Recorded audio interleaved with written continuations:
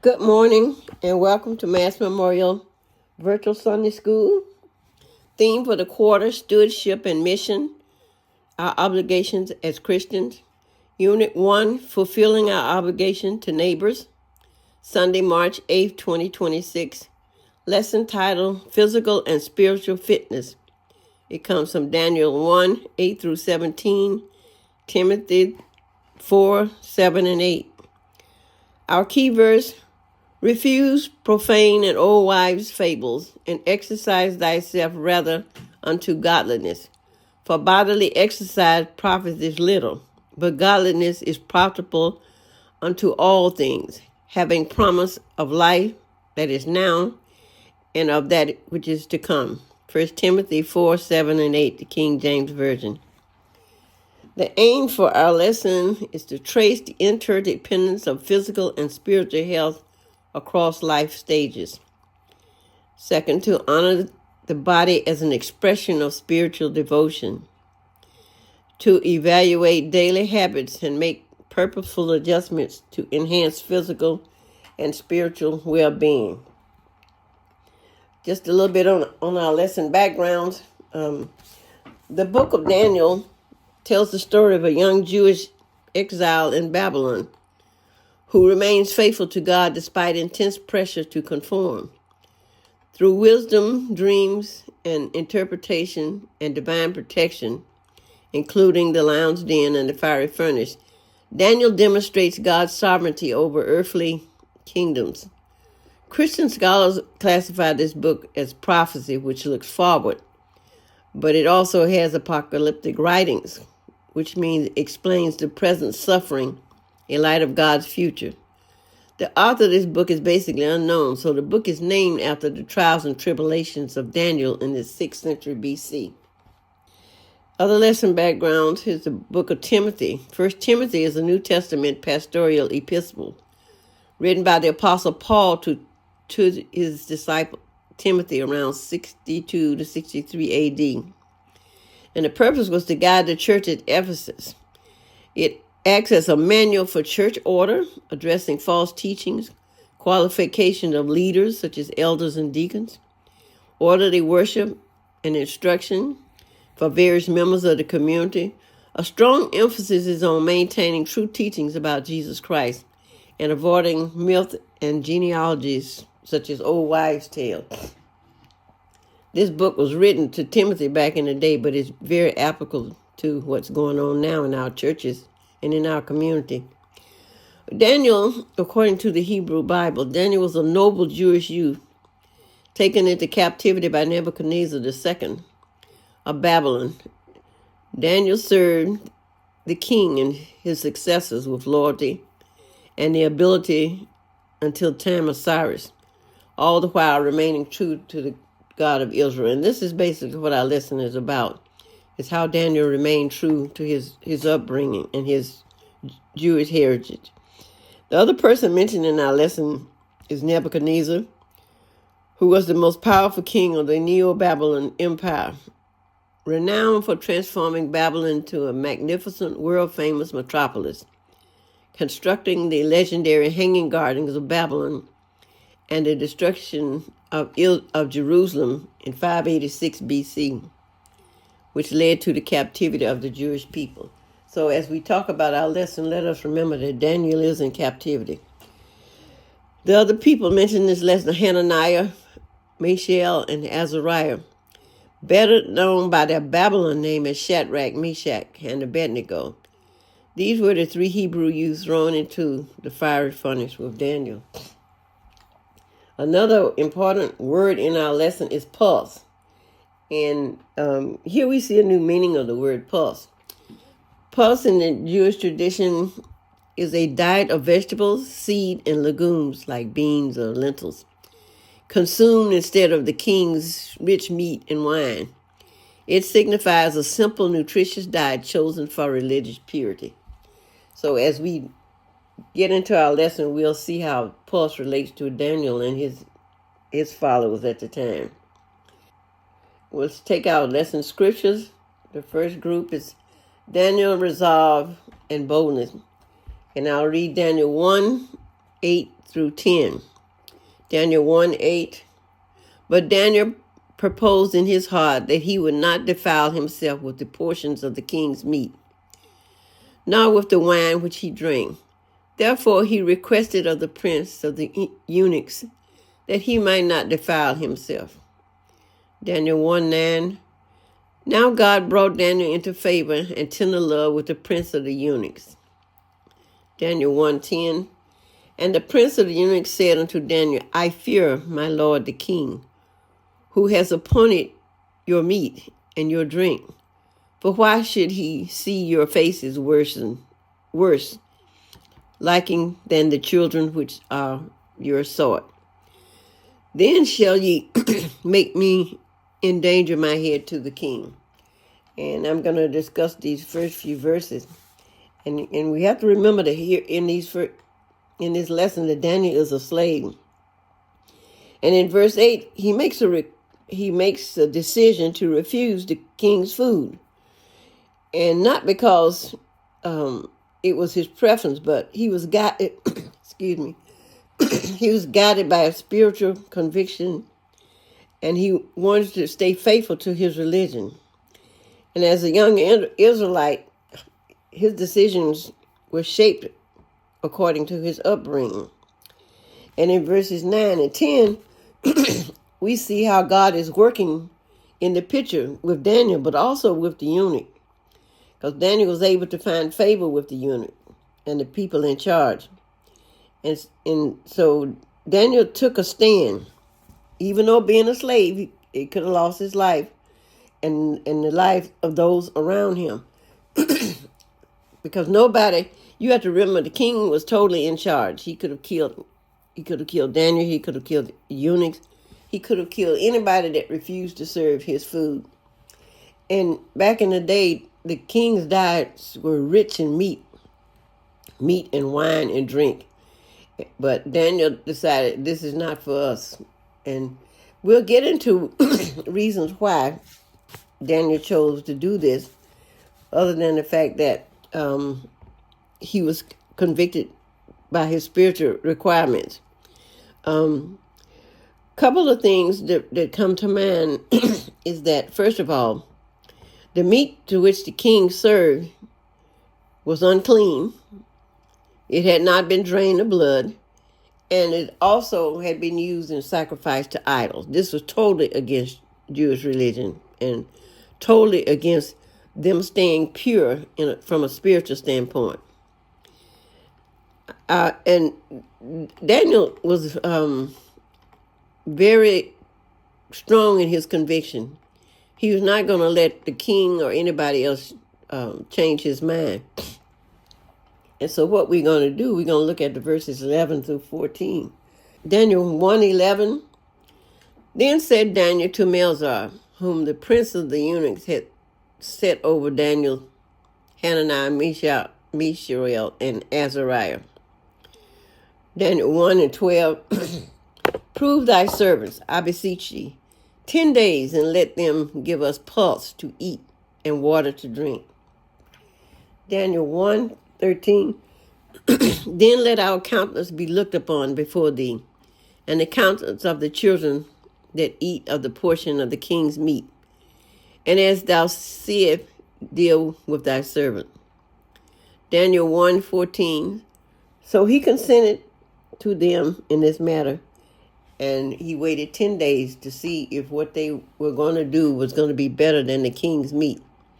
So Daniel took a real stand, but you know, remember, God was also in this picture, because without touching the heart of the eunuch and having him to give in to Daniel's request, Daniel just said, just give me 10 days and I will prove that my diet is better. And so it took a real change on the part of the eunuch. So that's how we know that God was in this plan. And Daniel knew that he had God's support, and that God gave him the strength and the wherewithal to take a stand against what the king had offered. So Daniel appeared to the person that was in charge, and he said to them, that just give me 10 days. And when he said, give us pulse to drink, which means a vegetable diet and water, beans, lentils, whatever vegetables they had back in that day. And if we think about it today, let's say if you're given a diet of vegetables and water versus a 10-day diet of meat and wine, I think even today you could see a difference in the body. At least the body should feel difference. Meat is something that's very heavy to digest and consume, whereas vegetables are beneficial in all manners. So this is what the leader of the eunuch approved. And he said, I'll give you 10 days, and then I'll come back and see which diet worked better. That's just how simple it is in terms. But the basis of it is religious, is spiritual conviction, knowing that God is in this plan. And that no matter where you are, you should serve God and be faithful to your religion. And that's the other part of this lesson. They were not in Jerusalem at the time. They had been taken into captivity to Babylon. But that didn't change the fact just because you're taken to a new land that you have to do what they do. And so this is why this is important. And even for us today, it doesn't mean you have to partake of something because you're out of your environment. You need to take a stand for what's right. Or if you say you don't eat meat and you go to the house of somebody serving meat, are you going to eat meat knowing that you don't normally eat meat? So it's a decision to make. And Daniel was strong in his conviction because he knew that God had emboldened him to stand up to this particular diet, because the meat was definitely unclean according to Jewish tradition. So as we look, our next topic says the proof is in the pudding. And that just simply means that after 10 days, we're going to see what happens here. So I'm going to read Daniel 1:15. And at the end of 10 days, their countenances appeared fairer and fatter in the flesh than all the children which did eat the portions of the king's meal. Daniel 1:16. Thus Melzar took away the portions of their meat and wine that they should drink, and gave them pulse. Daniel 1:17. For as these 4 children, God gave them knowledge and skill in all learning and wisdom, and Daniel had understanding in all visions and dreams. This was kind of a reward, I guess, for them staying faithful. Daniel was a dream interpreter. He was called upon by the king to interpret his dreams. But also at the end of this 10 days that he said we were going to eat vegetables compared to the others eating meat. Our scripture says that they were fairer, they were healthier, fatter than those that partook of the meat. So the leader of the eunuchs, he took away the meat because he left the meat there, but it's like saying, well, if your vegetables don't work, you're going to have to eat this meat and drink this wine. And so he left it there, but they chose to do the vegetable diet or pulse diet. And when the eunuch came back, he found out that, oh no, this didn't work. They look better than the people that ate the meat. And so that just goes to show you that God can work miracles in different situations. And then Daniel was very obedient. And so by him being obedient, Daniel 1:17 says that God gave them knowledge and skill in all learning and wisdom. And Daniel had even a better understanding of interpretations of visions and dreams. So I guess if this title proof is in the pudding works, then that it applies, because the eunuchs saw how much better they looked than those who ate the meat. In our lesson, the final 2 verses which is interesting. Not sure why the author chose these two verses, but we're going to go with it and tie it into our lesson. Godliness is the way to go. Godliness means to be extremely dedicated to God. It's like a purity and a piety in serving God. That's the only God that you're going to serve, and you're going to be true to Him. The book of Timothy was written by Paul to the church at Ephesus, and only because they were undergoing all these different old wives' tales, old traditional things. You shouldn't do this. You shouldn't do that. You should exercise profusely, because during this time, you can also say sports physical activity was prevalent during this time. So let's look at 1 Timothy 4:7. But refuse profane and old wives' fables, and exercise thyself rather unto godliness. 1 Timothy 4:8. For bodily exercise profits little, but godliness is profitable unto all things, having promise of the life that is now and of that which is to come. These verses come because Paul was saying to Timothy that absolute devotion to God is necessary.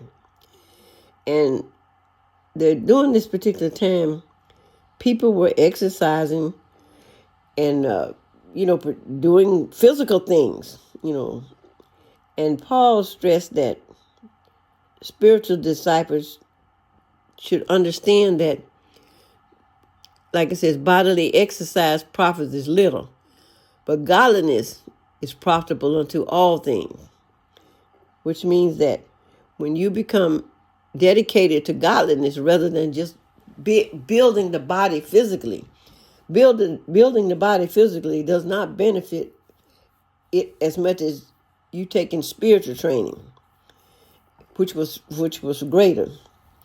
And Paul really stressed the effect of spiritual training. Spiritual training for Scripture, it means if you access the Scripture in terms of trying to stay godly, it will fill the mind with God's words. Prayer is another way. It opens us up to conversation with God. And fasting sharpens our focus, helping us believe and rely more fully on God. And so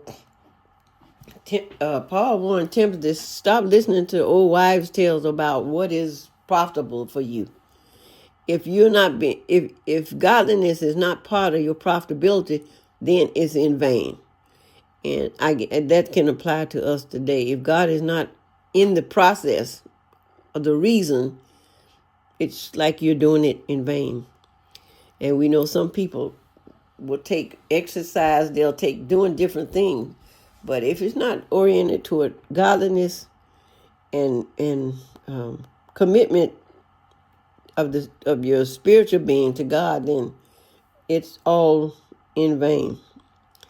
So this was a good lesson for us to remind us that no matter where we are, we need to stay true to our religion, or true to God in our understanding.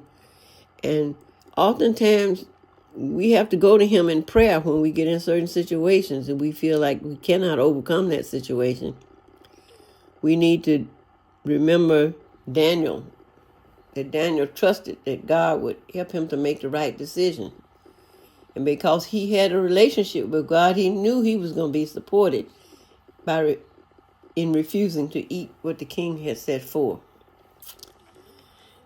So in our lesson, in terms of practical application, we're often familiar with the story of Daniel in the lion's den and the fire furnace, but it also shows us the relationship between our physical body and the spiritual knowledge of what God can do.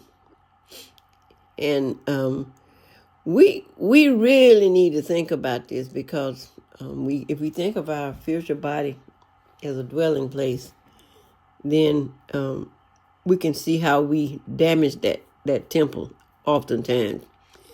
This lesson also stresses and lets us know that God is not territorial, which means that he's not just in one place, and that we must commit to serve him wherever we are. Daniel knew the importance of his new Jewish custom when he came to eating food of foreigners.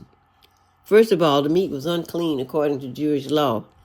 The meat hadn't been drained, which we mentioned before, and it violated the covenant law, which is the Old Testament law that was set forth for how the Israelites should worship God. If we look at what we eat today, many of us a simple diet would allow us to be more energetic and spiritually ready to serve and answer God's call. Simply put, what can we do to drain our energy? When we eat things that we shouldn't eat, we drain our energy and we become very tired. And then we become not up to the task.